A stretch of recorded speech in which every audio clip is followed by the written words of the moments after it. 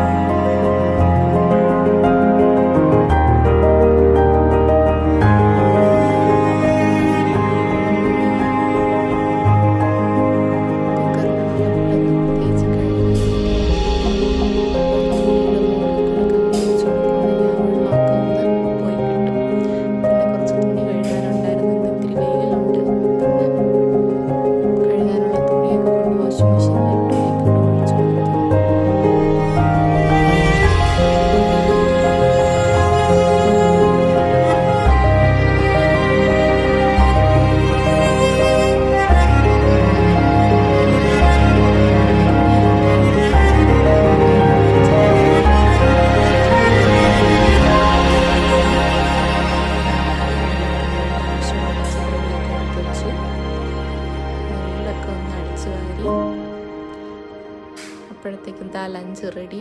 ചോറ്, സാമ്പാർ, അവിയലും, അവിച്ച മുട്ട, ഉപ്പിലിട്ട നെല്ലിക്ക കഴിച്ചു. തൃപ്തിയായി. പാത്രം കഴുകി വെച്ചു. അപ്പോൾ thank you for watching. Subscribe ചെയ്യൂ, ലൈക്ക് ചെയ്യൂ, ഷെയർ ചെയ്യൂ, കീപ് സപ്പോർട്ടിങ്. ബൈ.